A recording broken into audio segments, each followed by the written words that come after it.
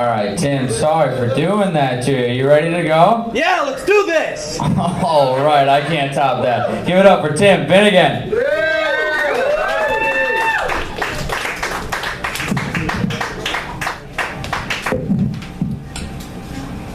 What up, people? How y'all doing tonight?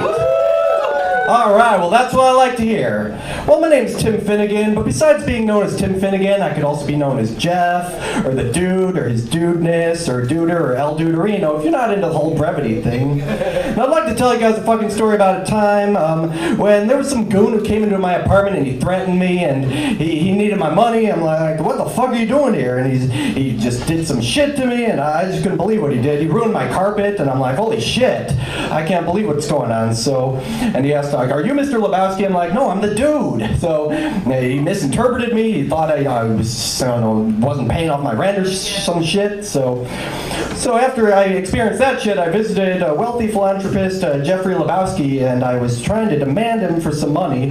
But Mr. Lebowski refused to give me his money. He's like, dude, you need to get a fucking job. I'm like, what the fuck? I couldn't believe he refused to help. So I had some more investigating to do and more ways I had to figure out how to make money to pay those assholes for whatever they needed from me to fix my carpet. So I went to the bowling alley with my friend Walter. We were going bowling, having a good time, and we were trying to form a bowling team in order to make money that way. So when I went bowling with Walter and Donnie, we were all trying to come up with a plan for getting $1 million.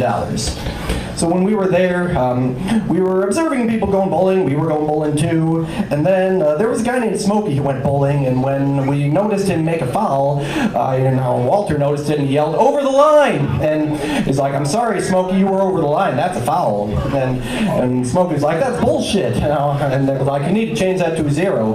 He's like, "No, I'm still going to count that as a fucking score." And Walter's like, "Look, man, you're entering a world of pain." And he's like, "Has this whole world gone crazy? Am I the only one who gives a fucking shit about the fucking rules of the fucking game?" So, and it's like, but that's bullshit. And he was like, "You need to change your score to a 0 now."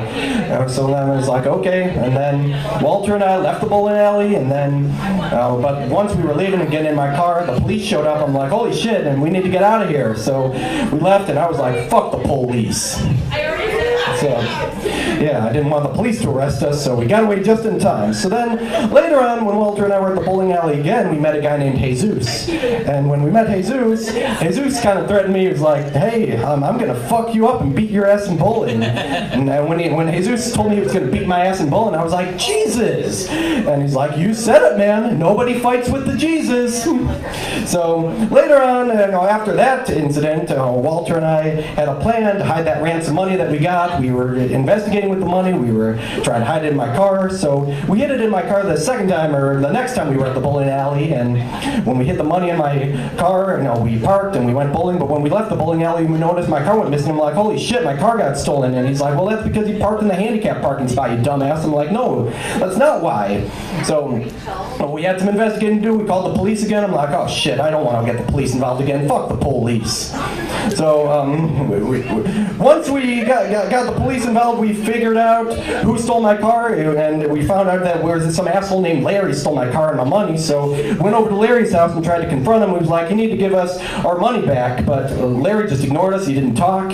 So then Walter was pissed off enough that he went outside and destroyed a fancy sports car that he thought belonged to Larry, and he used an axe to destroy it. And then there was some angry neighbor who was like, "What the fuck are you doing to my new car?" And he's like, "I didn't know that was your fucking car." So there was a whole lot of shit going on. We had a lot of crime to fight and a lot of investigating to do. We were trying to figure out how to get our money. So I'm like, holy shit, we need to get this shit done. So later on, we were at the bowling alley again. We were trying to make more money, and we were trying to figure out a way to do all this shit. And then it turned out later that my friend Donnie died unexpectedly.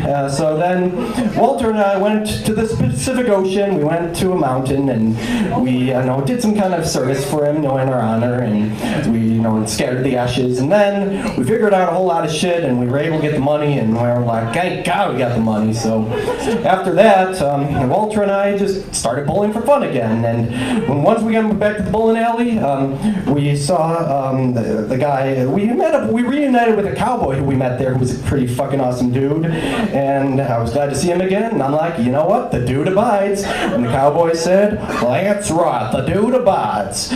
I'm glad the dude is out out there doing well, and I hope he makes the finals, and I'm glad he and Walter are good friends, making good bowling buddies. And that's pretty much my story about how the dude and Walter became good friends and had fucking awesome stories to tell, and how they were able to get along with the Big Lebowski.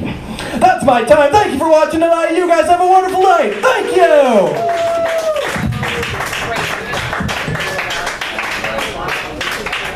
Keep it going for Tim. Do we not just feel like we watched that entire movie? Yeah?